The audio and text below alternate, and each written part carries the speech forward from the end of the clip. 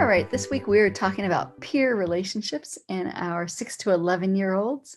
And a lot of the information I'm going to be talking about comes from Laura Burke's 2018 Exploring Lifespan Development book. So kids begin to spend more time with their peers in the school age years. They form peer groups, which are, of course, often formed via convenience, right? Like being in the same class, having actually similar ethnicity or gender, kids who have similar academic success, aggression, and popularity. Peer groups tend to have certain leaders and followers, a certain way of being, and a sense of their own group identity as well. Preschool kids, of course, have certain beliefs about what friendships are, and it's often around helping each other, having similar emotions, having fun together. School age kids have similar beliefs, and they also see friendships as lasting over time, with younger school age kids focusing on the cost and benefits of friendships, and then the older school kids focusing on shared values, beliefs, loyalty, and being there for their friends. Friendships during this time are typically built on trust, especially that latter half of the school age years, like 8 or so to 11. Kids also know more about their friends. Friendships in the school age years are more likely to last than friendships in the preschool years as well.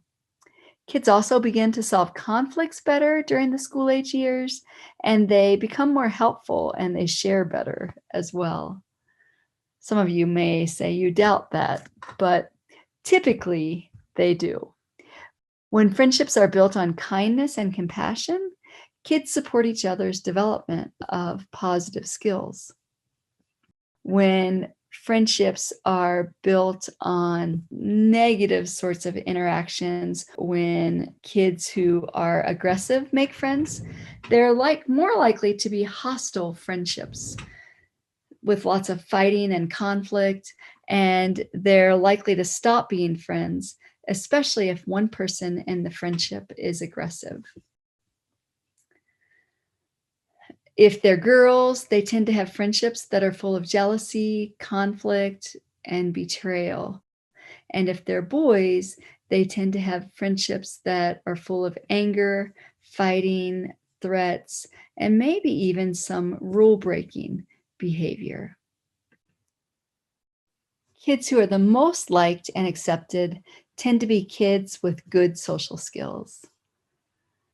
Kids who don't have friends, during their school age years are more likely to be lonely, not surprising, and also to be picked on by others. Having friends can help a child not be picked on by somebody else because there's somebody to take up for them. And then if a child is being picked on, a friend can help comfort them. Having friends can also help a child get through having hard issues at home as well.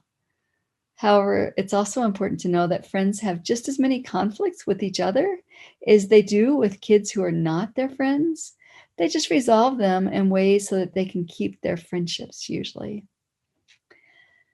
Kids have about the same amount of negative interactions with others during the school age years as they did during the preschool years. But instead of fighting over a toy, they tend to be aggressive in their relationships. So, like to be mean to somebody else instead of just to get a toy. They might insult each other, ignore, say mean things about a child, exclude somebody. They can do some pretty hurtful things. But at the same time, we see small increases in positive interactions as well, like helping each other, playing nicely, sharing, giving something to a friend. And kids also spend more time talking with others in the years between 6 and 11 as well.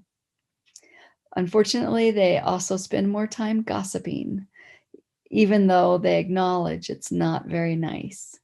But they seem to use it as a way to gain power in their friendship networks. Not surprisingly, kids spend more time with kids that they like than with kids they don't like.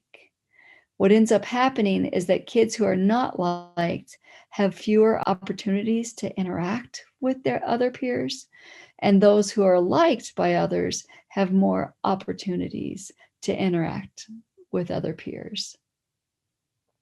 The kids who are not liked tend to be reactive, aggressive, have poor emotion regulation.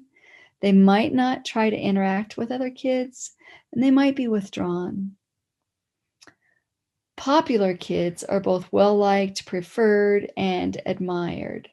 They tend to have high academic and social skills, so they do well at school and they're typically easy to get along with. There are some kids who are popular, who are good at sports, who don't do well at school, who kind of don't do what they're supposed to do either, and who are often a little bit aggressive as well. They're often seen as cool, maybe early on, but as kids get older, they're often rejected unless they stop being aggressive. Rejected kids have a lot of negative behaviors. They're broken into two different groups. One is rejected aggressive. Those are kids who have lots of conflict and aggression, maybe impulsivity, a lack of focus or ability to pay attention, and they might be very active as well. They're often just mean to other kids. The second type are rejected withdrawn kids. They have a hard time in social interactions usually. They might have social anxiety, and they often expect their interactions with others to be negative, and they worry about being attacked. For both sets of rejected kids, they feel lonely, they might try to avoid school, and they participate over time in their classroom less and less.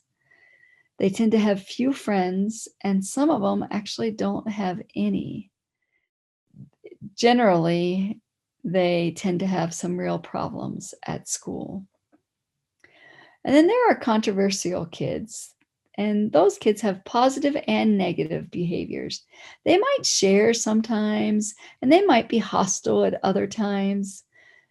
That ability to get along with other kids seems to be the critical piece. They do a lot of bullying and they dominate kids through relational aggression, which can, over time, make them be seen as more negative unless they use more of their positive skills. About a third of kids are average kids. They're liked and disliked by some kids. That's just normal. They don't stand out as extremely popular and they don't stand out as having issues. They're just kids. And then there's another category of kids, those who are neglected. They don't interact with others very often, even though when they do, they have good social skills. They don't feel unhappy about their social lives. And then when they want to, they play well with others and they form positive friendships. They're just kind of not super engaged in interacting with other kids. They're happy to be playing by themselves. The kids who need help are those kids who are rejected. What they often need is coaching and how to respond to other kids by being nice, friendly, happy to interact with them. And then they need coaching in how to interact with other kids, how to play cooperatively with kids. And that's something that we can do. We can teach kids these skills. One challenge during the school age years is bullying. Kids who tend to become bullies are those who have aggressive impulses and who feel that aggression is normal. It's interesting that victims are also likely to be aggressive and maybe to be socially withdrawn. Bullies tend to pick on certain kids. About 1 in 5 kids are bullies, and about 1 in 4 are likely to be victims of bullying. Boys tend to do face-to-face physical or verbal aggression, and girls tend to do more relational aggression. As they get older, they might use the computer to bully. So that's called cyberbullying. Girls usually use their words, and boys will often send photos or videos as part of their bullying.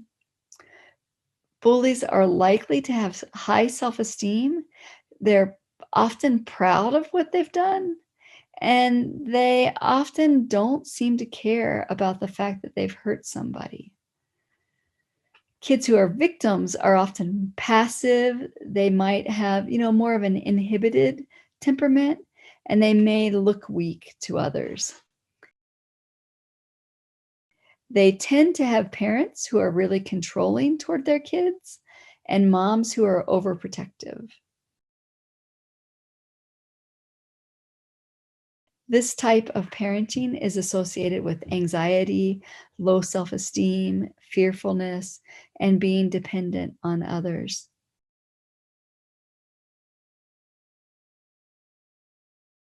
Victims also seem to have issues with cortisol production, indicating some sort of issues with their stress response system, which is interesting. What victims need is support and learning more positive social skills, increasing their self esteem, not reinforcing their bullies by letting them get their way, and forming positive relationships and friendships. For bullies, having an environment that encourages positive interactions can help them stop bullying, as can having other kids step in. So there's a lot that we can do to support strong friendships for kids who are having challenges. And, we as parents have a lot to do with that as well. So we can support our kids, and teachers can, other kids can support kids' successful interactions with friends as well.